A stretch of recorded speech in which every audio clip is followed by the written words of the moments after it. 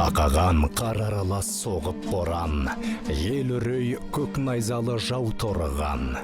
Байғара Жамбыл ханда мен туыппын, Жамбыл деп қойылыпты атым содан. Он рано научился играть на домбре. Мать поэта Улдан поддерживала мальчика и говорила, что талант игры на домбре передал ему дядя. Отец же не жаловал увлечение сына. 14 жасында Жамбыл ақын болуды шешеді. Бата алу үшін ол әкесіне барған, бірақ ол ұлының өтінішін қабылдамады.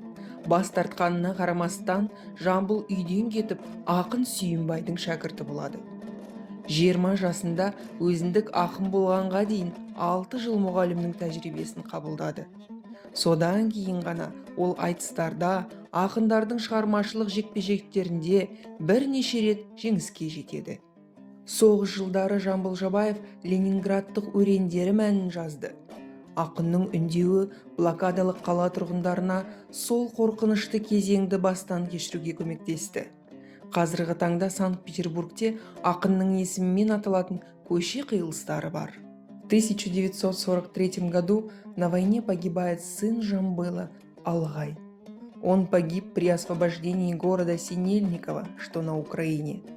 В 1945 году 22 июня не стало и самого поэта.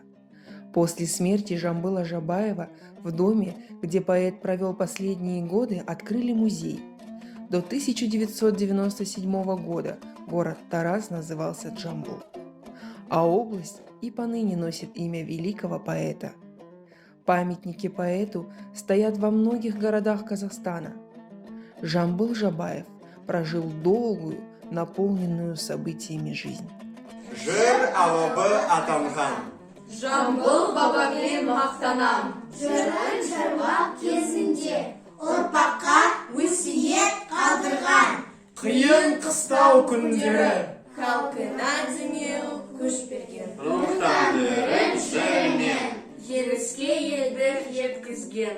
Әрбір жылы ақпанда Саған жырды арнаймыз. есіміңді ардақтап. Жүректе әркез сақтаймыз.